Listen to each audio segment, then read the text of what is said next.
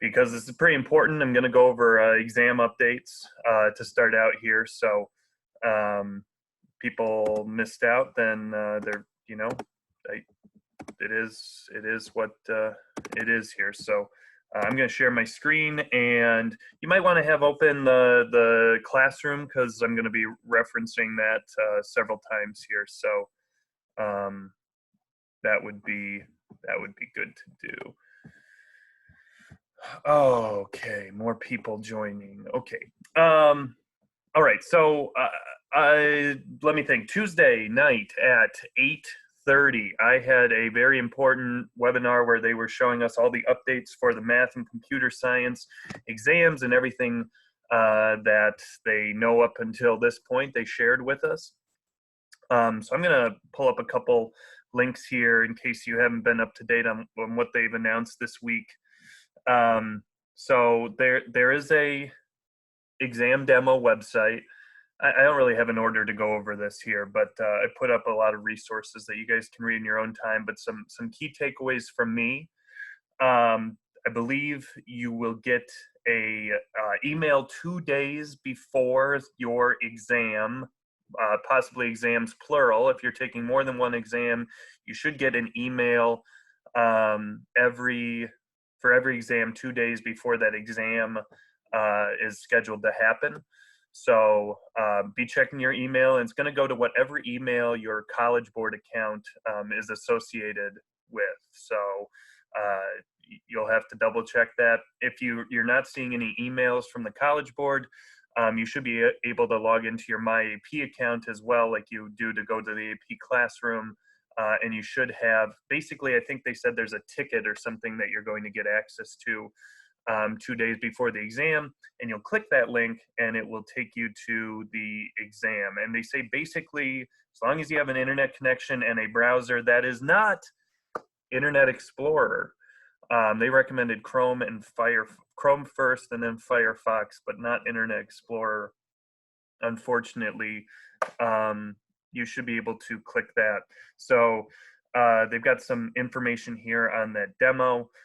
Sorry, I had like too much caffeine. I'm feeling a little shaky. So anyway, you should get an email with this special ticket that's related only to your student ID number or AP ID or whatever. And you'll have to click that ticket on the day of the exam, which again is May 15th. They say get in half an hour early. And that's everything. And then right at the 4 o'clock, the page will refresh itself and the question will show up. So they talked a little bit about timing on exam day as well. You are going to have, so let me see if it says right here, for one question exams, you should take when the timer, for one question, I don't know why it doesn't say for 2 questions.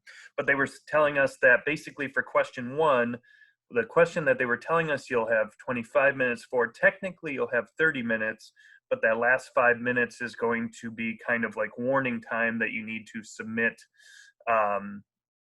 your answer. I'll talk about submissions in just a second. And then for the second question, the second type of question that you were looking at this week with frog hops and simulation and all that stuff, and the AP calendar, that question you're going to have 20 total minutes for, but 15 to do the question, then the last 5 minutes to upload. And basically they said, if you have any internet issues, you'll be able to put in a request that they say will automatically get approved if you're having internet issues, and then you'll take it on the exam makeup date, which is sometime in June. But I would just plan on doing it on May 15th, because if you have internet issues in June, there's not a makeup date. So so that's kind of that. As for submitting, I wanted to talk about that a little bit because that's really important stuff. Let me just move my stuff down here so I can actually see what the heck's going on. So let me go to submission guidelines for a second here. I know I had been recommending people handwrite their code. You can still handwrite your code. It's not bad to be handwriting your code. but they told us on Tuesday evening, if you do decide to handwrite your code on a separate sheet of paper, use lined paper to help organize everything and keep everything kind of lined up and neat. And then secondly, to actually upload it, you'll have to take a picture of it with your phone, and then you'll have to submit, I believe it said a JPEG or a, I don't know, here, let's look at attached photos here. So you'll have to write your APID, your initials, and the page number at the top of each page. That's something that you can do ahead of time. If you do plan on handwriting, you can only attach one photo at a time. Do not submit until you've attached all your photos. Attach your photos in order. I'm guessing for, you know, a two-part question, maybe you would have 2 pages. For the one-part question, the second question, hopefully you would only have one page. But it looks kind of complicated. Take your photo in portrait, make sure your photos aren't too small to read. They need to be PNG, JPEG, or JPEG, which I think your phone probably automatically will do anyway. But basically what I'm trying to say is it seems complicated at this point to actually submit photos, unfortunately.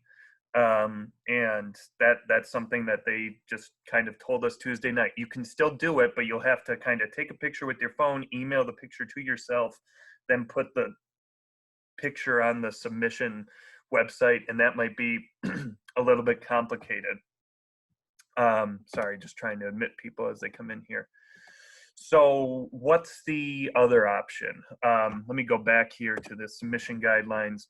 The other options are, and probably the best one would be copy and paste.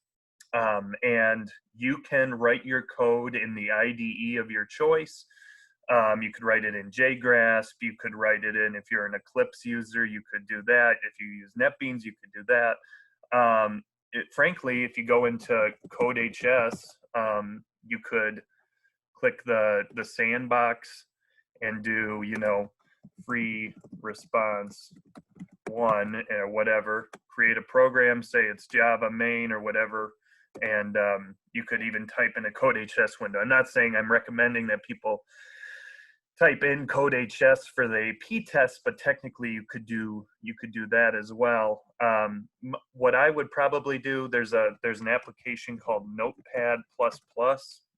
It's a decent text editor that's free. Maybe I can find an image of it here. That's not really doing it justice, but it basically allows you to tab. It even has syntax highlighting in Java and whatever. And basically you could type part of the problem there, Control-A, copy it, Control-A, Control-C to select all and copy it, and then you can paste it directly into the browser window. And I have been testing the demo website, and it seems like it maintains all of your indentations and everything, whether you're using JGrasp, Eclipse, NetBeans, Notepad++. And so at this point, I know I was recommending people handwrite their code. It's still not a bad option, but you're going to have to, if you do that, you'll still have to take pictures and then like shoot the pictures to yourself, doing it whatever way you do, if it's AirDrop or Google Photos or however you guys are teenagers. I'm sure you've sent photos to yourselves many times, from your phone to your email or however you do it. And then you'll have to submit those photos and make sure they're in the correct format and correct order and all that stuff. And so at this point, in my opinion, that seems really complicated. So right now, I'm kind of recommending that people write it in some text editor, like Notepad++ or an IDE like JGrasp or even the CodeHS sandbox, and then submit it. And actually, starting next week, I'm going to do some practice with the submission website with you guys, and the timing of some free response questions. So I'm going to start that on Monday next week, kind of practicing that. And you can choose again your format that you prefer to submit it in. If you want to try doing it with your phone and handwriting the code and taking a picture and sending it to yourself, that's fine. But if you want to try to copy and paste, that's actually what I'm going to start recommending at this point.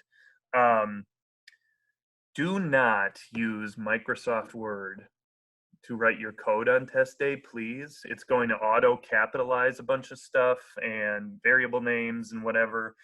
I would not do that. Don't use Google Docs to write your code. Um, and yeah, so any questions so far on these updates? Either the email, e-ticket, or just the testing format in the browser, or how to submit stuff. If you have a question, you can shoot it in the chat there.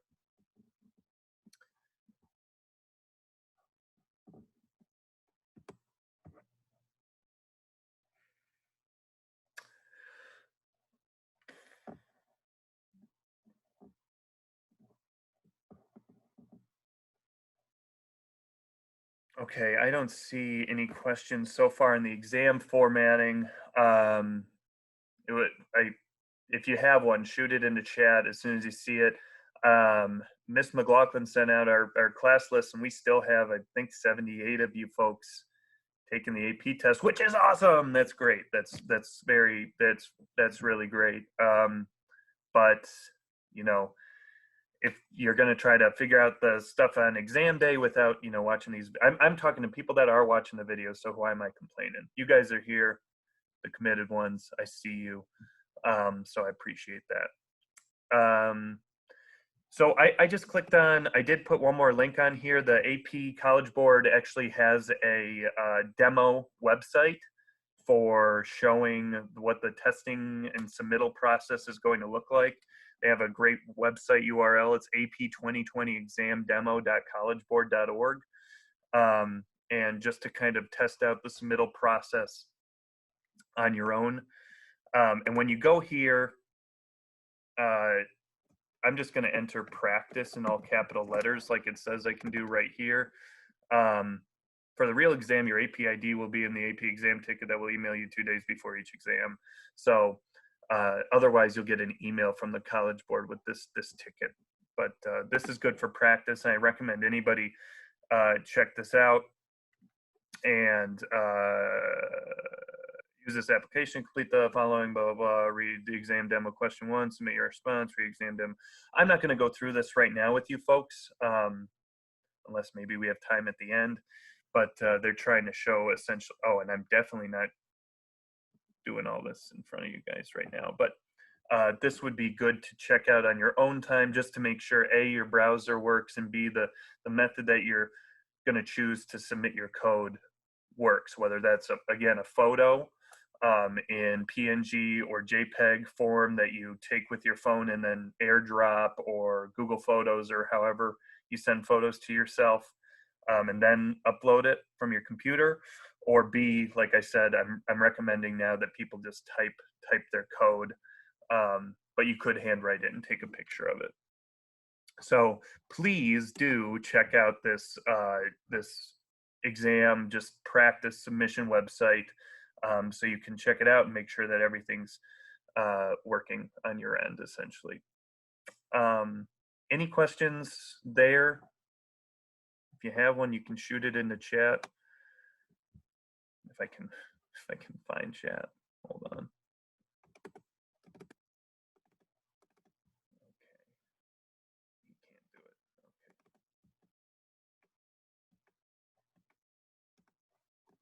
Gosh, Zoom is being unresponsive now.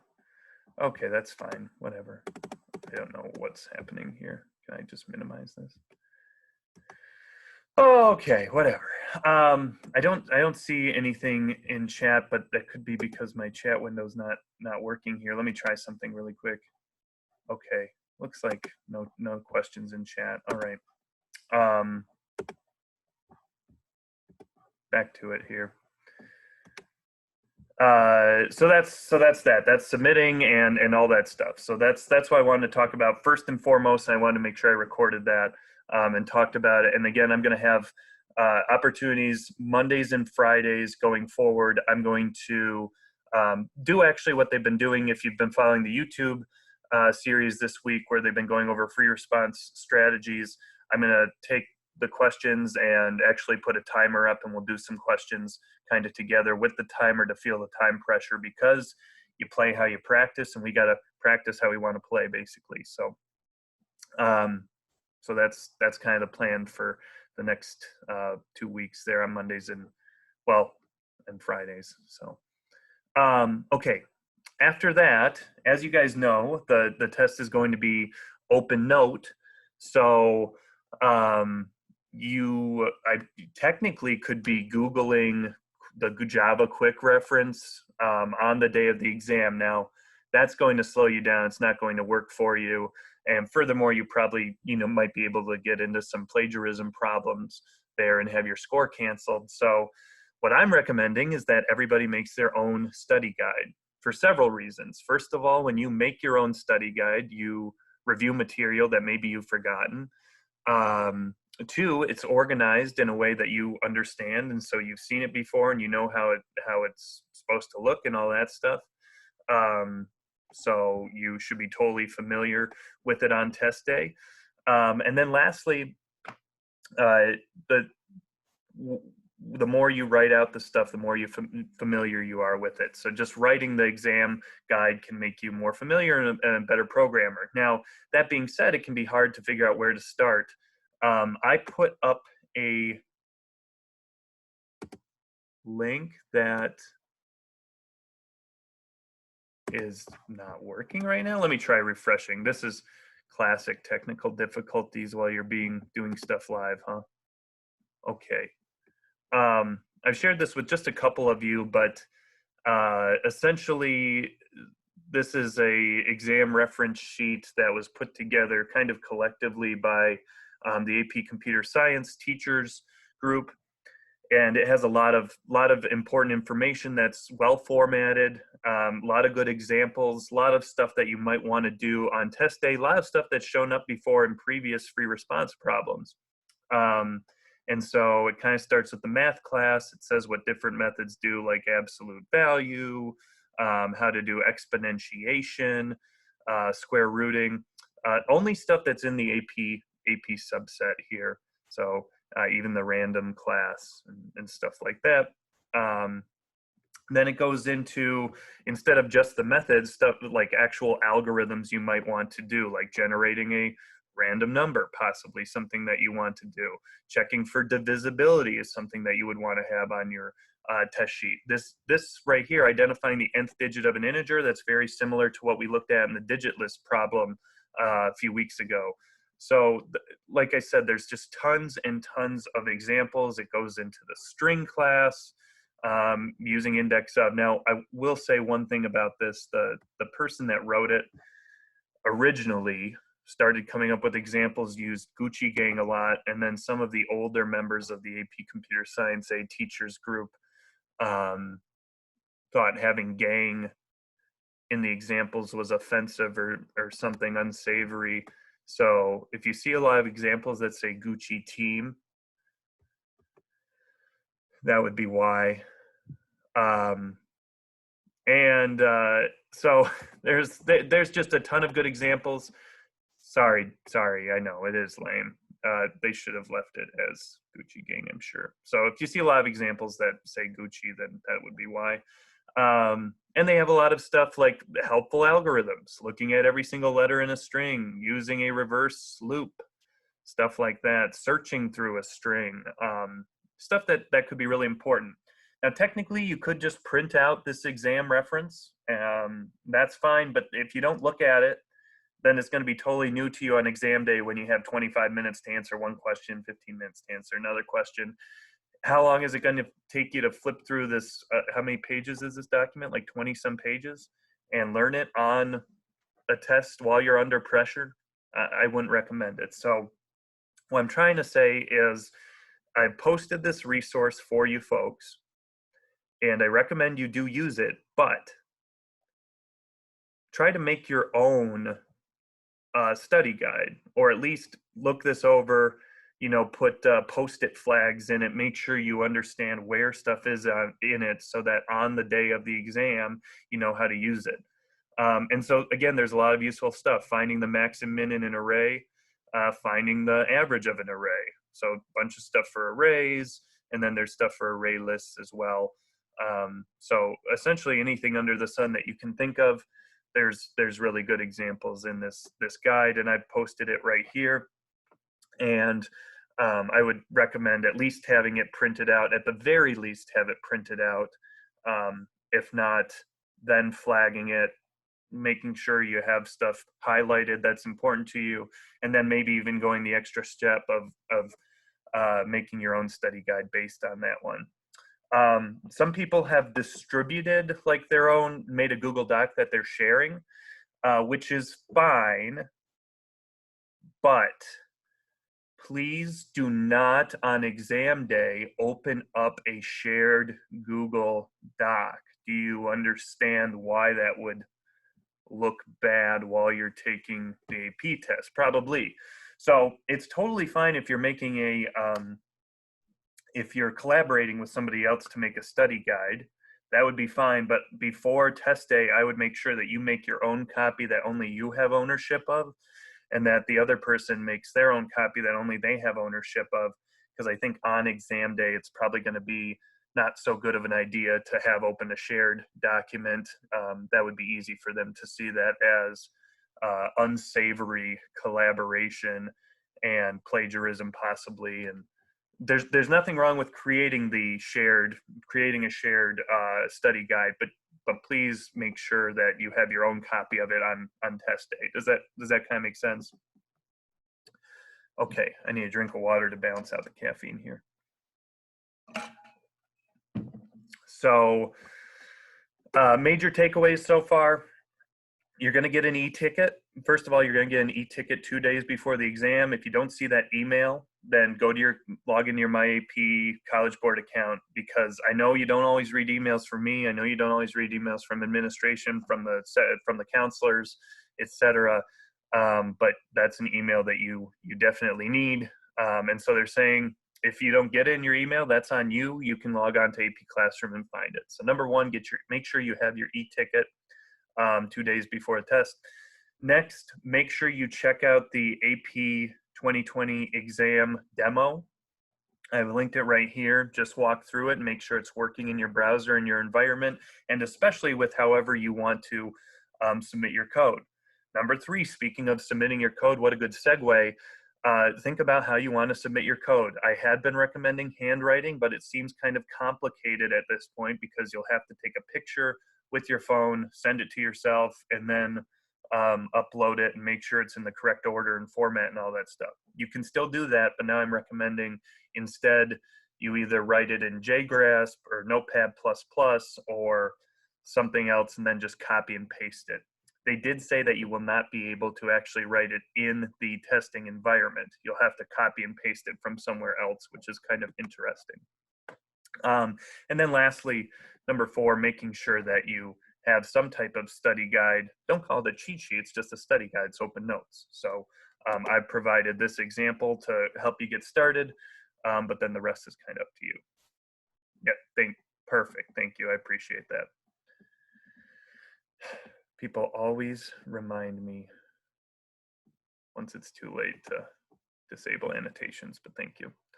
Okay, so any questions on any of that stuff, exam format or submission, or I will try to answer it. If you don't think of a question right now, it comes to your head like 5 minutes after we log off, shoot me an email, we'll get it figured out. And there's still stuff that I don't know necessarily. Okay, with that being said, I was going to go over the free response. I actually was not going to even spend time on AP Calendar because I know you folks walked through the runestone kind of explanation of AP Calendar. And obviously, you already had the scoring guidelines with the solution and all that stuff. So I was not going to spend any time on AP Calendar, but the feedback I got was that the CS Awesome walkthrough was very, very helpful to people. At least I got that feedback from a few folks. If you haven't done that yet and you struggled with AP Calendar, I highly recommend you check it out. It's up here. And it just kind of, again, for those of you that maybe are struggling with free response questions, it gets you kind of thinking about how you want to think about them, what we call that, oh gosh, my brain just went. Anyway, sorry, just thinking about how you're thinking about those questions. So do that. I'm not going to talk about AP Calendar because you've got the solution from CS Awesome or from the scoring guidelines there. So I wasn't going to talk too much about that. However, Frog Simulator seemed to be giving a couple people issues. I was going to show the solution that I did for the Frog Simulator here in Replit really quick. So for the simulate method, if you don't remember what you were supposed to do, essentially there was a frog hopping and you had to call a method, and essentially there were 3 conditions whether the simulation was a success or not. I think the first condition was he reaches the goal, or she, or whatever. If the frog reaches the goal, number 1, then it's true, the simulation was a success. Number 2, if the frog either hops negative, in other words, backwards from where it started, then it's a failure. It did not pass. And then lastly, if it does not meet the goal in the maximum number of hops, then it's also a failure. So essentially, I declared and initialized some counter to keep track of where the frog was in relation to where it started. Just trying to zoom in a little bit for you. And then I wrote a for loop. I think you could get away with writing a while loop here as well. I just thought the for loop, well, you know how many hops it's going to take maximum, so you could use a for loop. I think their canonical solution used a for loop as well. It would be fine to use a while loop. And essentially making sure you call the method the correct way. You could do this dot hop distance, or you can just call hop distance. And essentially, you don't have to put the class or an object in front of it because you're calling that method from within the same class. And then here's the 3 conditions. If it ever goes beyond or equal to the goal, immediately return true.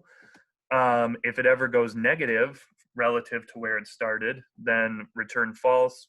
And then essentially, if it gets down here, that means it never reached the goal and it never went negative, which means if it doesn't reach the goal, then it's also an unsuccessful simulation, so you return false if it gets all the way down here.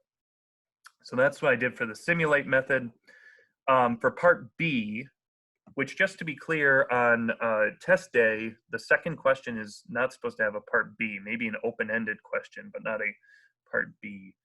But you can see this one was relatively short. You were supposed to run number of simulations and essentially count the number of simulations that were a success, aka return true. I have had a couple people email me that said they had basically exactly what the solution looked like, but then when they tried to check their run simulation method, even if it looked exactly like this, they were having some issues. If that's you, just shoot me an email saying that you were having some issues or something like that with submitting that part B, and I'll excuse it. But you should definitely have part A, and then if for some reason you're still having issues with part B, shoot me an email, but still submit it. I believe it lets you submit it even if it doesn't work completely properly. That all being said, mine worked fine, but I know this is like an issue where somebody has one problem on their computer that you can't duplicate on somebody else's computer. So anyways, I just made a counter. I said go num number of times using a for loop because I know how many times I want to do it. I called the simulate method, and essentially if it returned true, I incremented my counter and then just returned the average there. So that was the frog simulation question. And again, if you want to see what answers the College Board was recommending, I've got the scoring guidelines right here. I've also got free response answer videos over on the side there that you can check out. So that was my frog simulator thing. And if you just showed up, Some people were having issues with their Part B working, even if their Part A worked and their solution for Part B was correct. Just shoot me an email and still submit it and let me know. So that is the 2 Replit free response questions. And again, next week, Monday and Friday, I'm going to be using real College Board timing and do some free response questions with you folks. So don't miss out on that if you can avoid it. Okay, so that's the Replit stuff, and I went over all the testing updates at the top here. I am recording this, but so make sure if you're just joining us a little bit late, you go over those exam updates. Method, static methods, local variables, and method decomposition. Yes, so CodeHS, I'm going to go to next. And so I've had a request here to do a couple different ones. Let me go in order here. More methods is the first one I see. More methods. Where is this one? I kind of like sitting down doing these CodeHS ones. They're fun. Or at least they're, you know, I think I mentioned last week, it's like doing push-ups. Yeah, I mean, you might be able to do a push-up. You understand what a push-up is, but you got to do many of them to get stronger. It's kind of like these CodeHS problems. You might understand classes, but you got to do them to get them, to be strong on test day. You gotta practice, practice, practice. So I had a request to start with this more methods one. I'm trying to remember what this one was. I did do all these. They're all blue down there. They're my own doing. I enrolled in the class as well, and so I'm doing them here. Yes, you know, I'm trying to, people are messaging me privately what to do. Let me see. I'm going to put in comments the ones I've seen so far. So I'm not going to mention anybody's name since people are messaging me privately, but I'm seeing more methods, which I'm going over now. Static methods, local variables, method decomposition. Oh my gosh. Should I just do all of them? What do we not do classes in? Okay. Test average. Thank you. Okay. I can't keep up with all of these. It's let me just, I'm just going to start with the first comment I got. So more methods here. In more methods, you were writing these area difference and perimeter difference methods. You had to use your code, I believe, from the previous problem. So make sure you completed 5.3.4 first. And then in 5.3.5 here, with more methods, you had to write this area difference and perimeter difference method, where essentially you took in another radius and you were supposed to determine the difference between this circle's area and the other circle's area. Now, you could have just gone and essentially calculated another circle's area, but I thought, hey, we already have a method that calculates area. So why don't we just create another circle object and then call the area method on that other circle object? And so I kind of did similar things here in perimeter difference and area difference, where I took in a double R that represented a radius of a new rectangle, or excuse me, new circle. I created this new other circle and just returned the difference of this circle's area and the other circle's area. Do I have to put this here? No, I don't have to put this here. If I just put area, it implicitly knows to call it on this circle's area and compare it to the other circle's area. I definitely need other dot area there. So that, and then I think maybe you had to call it. So there's me calling it. So I don't know, if you make sure you get that, either take a picture, it'll last longer. Offensive, sorry, that's an offensive accent. I don't even know what it was supposed to represent, but it's offending somebody probably. Not that I meant to do that. So there's this one here. Let me see what's next. Static methods. No questions on the comments one, huh? Okay. Static methods. Quick reminder on how to call static methods. If you are inside the class, you can just say gallons to pints or whatever the method name is. But if you're outside the class, then the only way to call a static method, remember, static methods don't act on objects, they act on classes. So you have to do the name of the class dot the name of the method if it's a static method. So that's why you see conversion dot gallons to pints, because I'm calling these static methods from the conversion class. So there are a couple people having issues with that one. You're not going to create a conversion object. I guess you technically could, but usually we call static methods by saying the name of the class dot the name of the method. So that's static methods. Local, oh my gosh, local variables. Let me see here.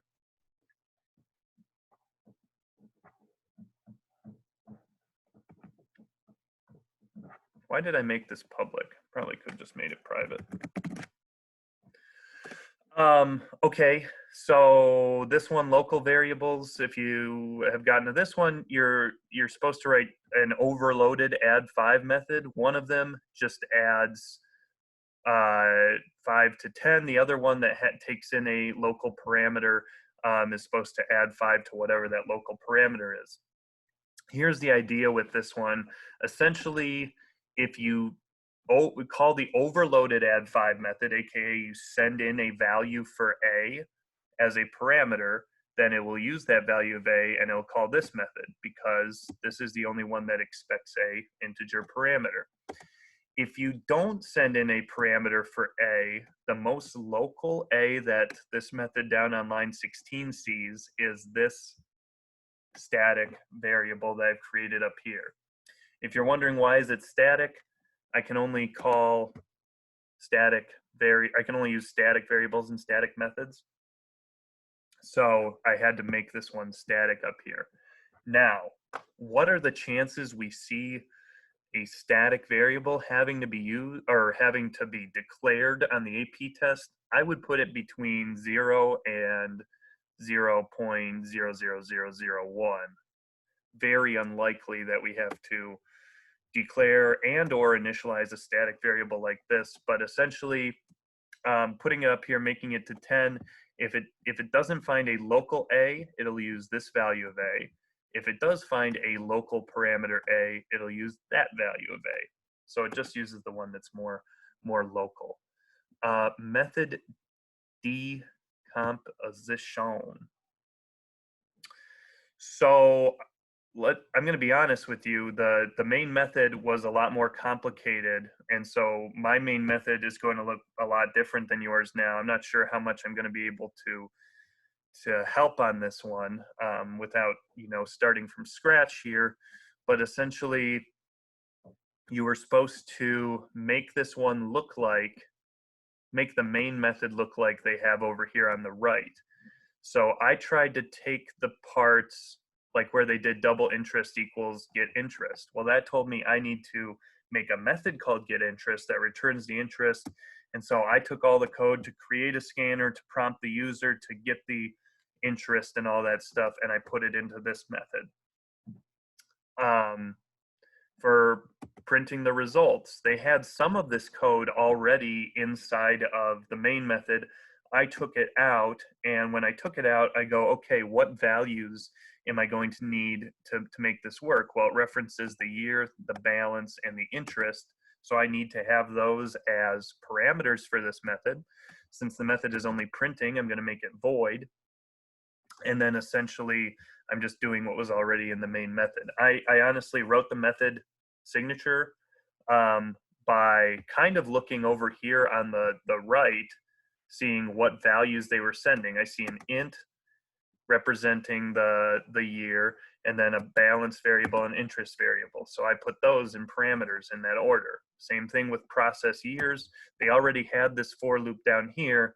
I just kind of took it out. So I'm not going to spend a ton of time here, but I would recommend if you got stuck on this one, maybe you take a picture of it or something. I essentially just moved code out of the main method that does this stuff and into their own methods. That not an activity you'd necessarily have to do on the AP test, but something that you should think of as a growing and flourishing programmer. You should be thinking about how can you take a really long main method and break it down into separate methods that are a little bit more simple to call and use and debug and blah blah blah blah blah. You know what I'm talking about. Um, good teaching, blah blah blah. You know what I'm talking about. I hope everybody appreciates that. How do you update a created object in the first one? Which first one? Constructor. Okay, let me go back here. I think there were some questions about constructors and getters and setters. So I'm going to go back to this constructors method here, or constructors question, I should say. I'm trying to remember what we were doing in this one. You're given a game class and game tester class. Both are partially complete. In the game class, you'll need to add a constructor that takes a name and a year. Okay. Yeah, I'll get to getters and setters in just one second. So I made a constructor to take in parameters representing the name, representing the year. And then I just, inside of the constructor, I set the instance variable equal to the parameters. Just make sure on test day, if you have to write a constructor, it always goes instance variable on the left side of the equal sign, parameter on the right side of the equal sign. So there's that. And then I made sure that when making my objects, I sent in a string representing the title and an int representing the year. Luigi's Mansion 3, by the way, is a fantastic game. Has anybody gotten down on the Mario Maker 2 new update? I do not own Mario Maker 2, but been considering getting it. As I said last time, I just got Assassin's Creed Black Flag, and it's a great game, but nobody's gotten down on the Mario Maker 2. You're all playing Valorant. Is that the game you were talking about last time? Oh, don't start. I did see the new Assassin's Creed with the Viking.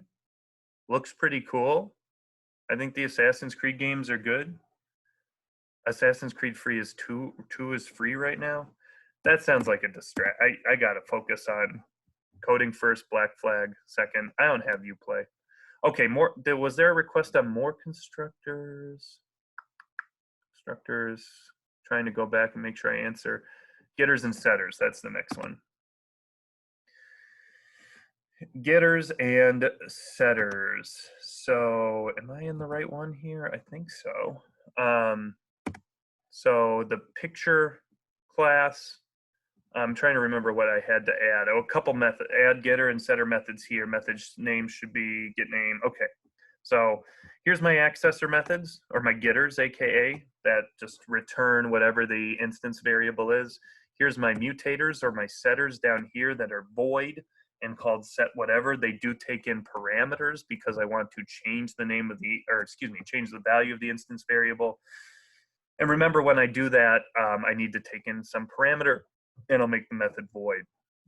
Now in Picture Tester, I believe you were supposed to change the name of the duck to yellow rubber ducky.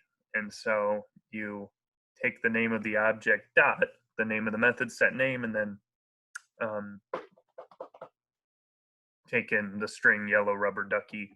And then you're supposed to print the name. Since the accessor doesn't actually print, I have to make sure I put the accessor inside of a print statement, and same with that one there.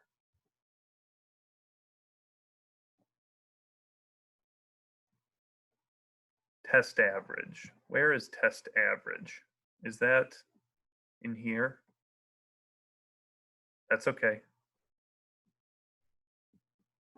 Where is test average? I was asked to do test average, and is it in the practice section?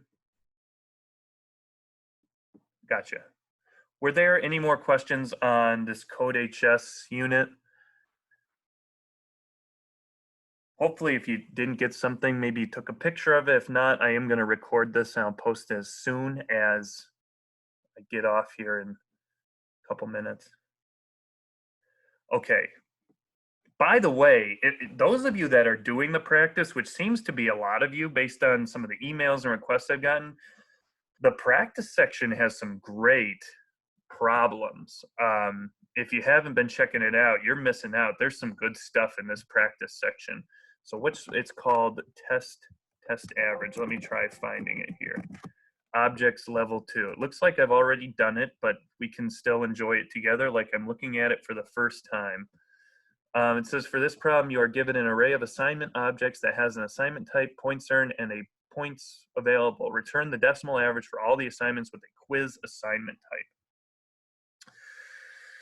So I looked at the assignment, but this is in the practice section. I'll show you where it is one more time. If you click practice, it's down in the class or objects level 2.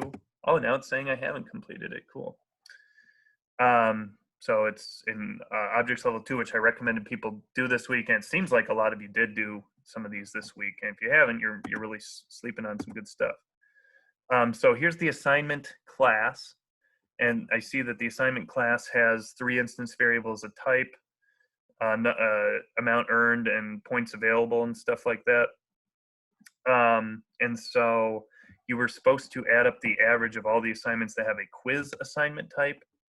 So an average is basically going to be the total divided by the total that they earned divided by the points that were available, essentially.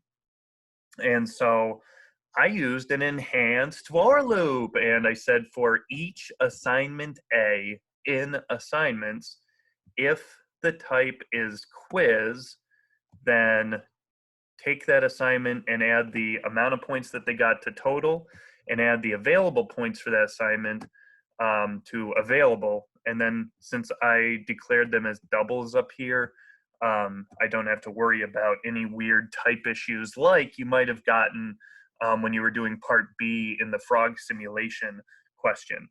Does anybody want to see me do this one without an enhanced for loop? Okay. So let me, you know what? Should I just blow it up and start over? Why not? I'll blow it up from here. So again, to calculate the average of all these quiz assignments, I want to add up the total points that they earned divided by the total points available. So maybe I'll just call this total earned, and I'll call this total available. Maybe that'll be nicer. And so assignment is a array, or assignments is an array. So if I want to do this without an enhanced for loop, I'll do, you guys know this loop like the back of your hand. And I need to pull out an individual assignment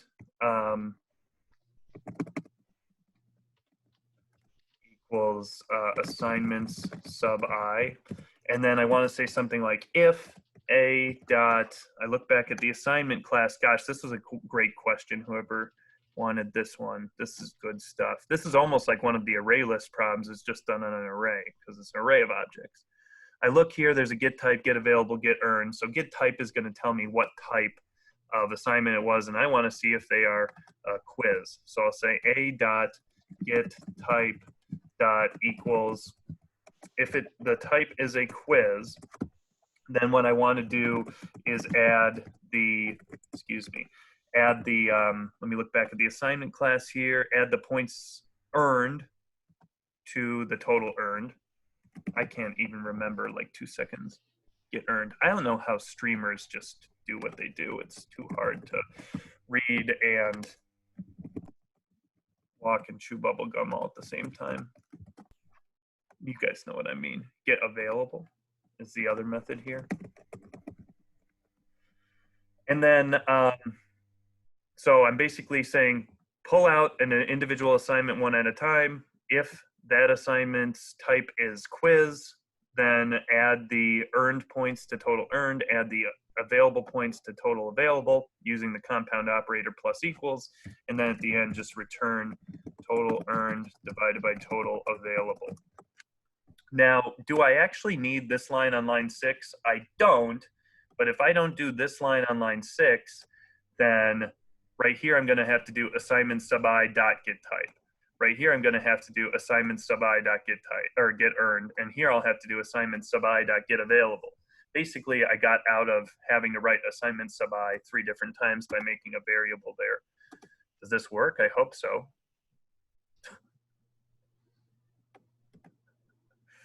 I turned off my face cam, but I'm dabbing, if you guys were curious.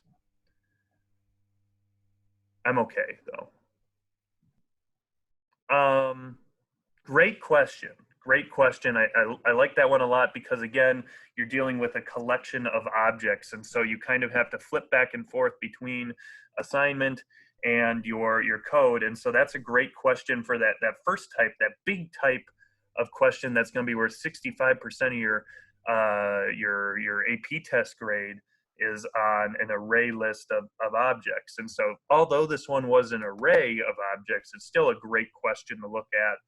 Because you have to make sure that you understand it's not just an array of strings or an array of ints, it's an array of these objects. And so we have to look at assignment.java to see what's available to us, essentially.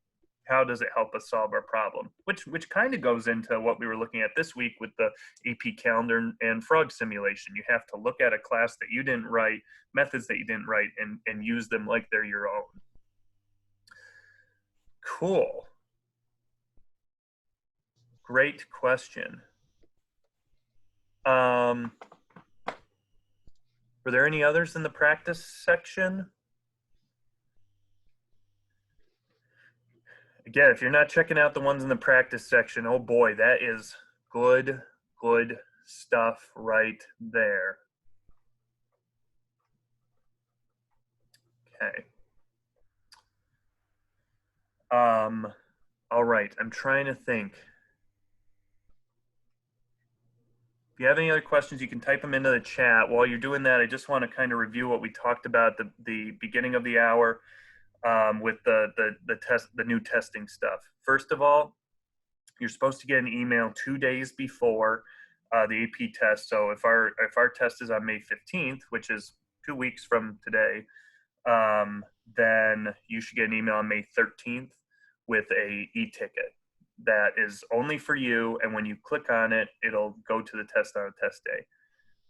Number 2, check out the practice submission. It's this link right here, AP 2020 exam demo. Go check it out, put in practice, and you can kind of make sure that the testing environment works on your end. Oh, sorry, just going back to that test ticket. If you don't get the test ticket 2 days before, you're going to have to go log on to you'll be able to log into your my AP account and find your testing ticket. So that submission, check out this practice submission website. Number 3, talking about how to submit stuff. I had been recommending doing stuff by hand. You can, oh, that's so sad. May 13th is the 2-month anniversary since our last day of school. You're gonna make me cry. Don't do that.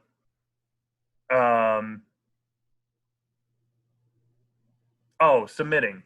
You can take you can do handwriting still. If you do handwriting on each sheet of paper, use a lined sheet of paper, and then up at the top, you'll have to write your AP ID, and you'll have to number what question it is and what page for that question it is. And then you'll have to take a picture of it, probably on your phone, then email it to yourself, and then submit it.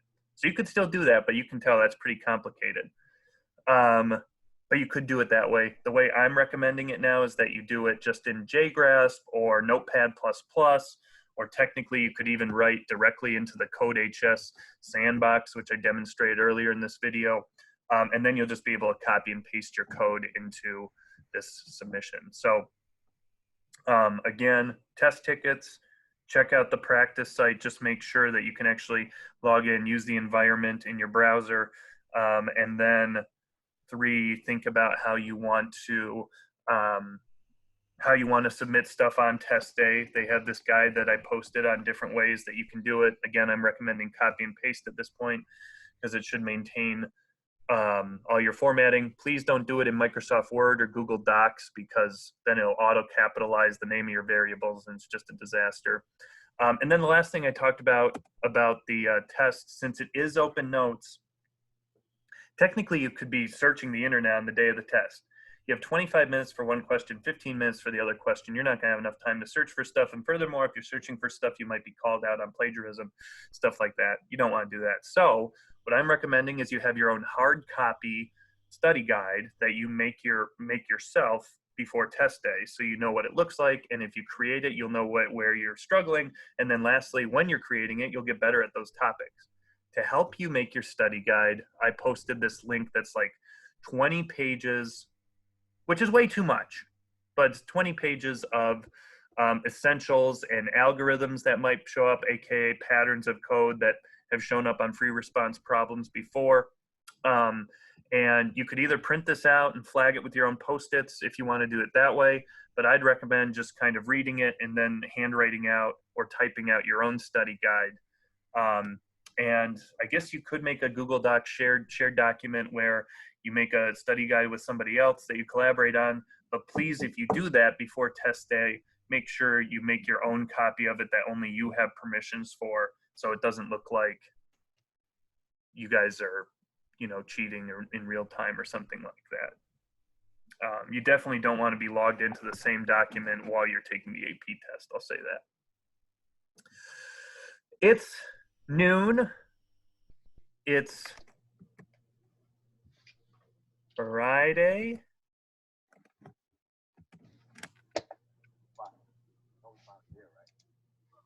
It's Friday then, it's Saturday, Sunday, what? It's Friday then, it's Saturday, Sunday, what? I hope you all have a lovely rest of your weekend. Monday, I am going to try to do like a timed part of the test, just for practice with you folks. I'll have a timer out and show like how you maybe want to break down the 15 or the 25 minutes and so on and so forth. So tune in on Monday if you can join our Zoom meeting. If not, I'll record it. I'll do the same thing on Friday, because we have about 2 more weeks to kind of prepare here. So everybody, you have a great rest of your day and your weekend. Shoot me an email if you got any questions, and I'll see you next time. If I can get out of here. Help, how do I get out of here?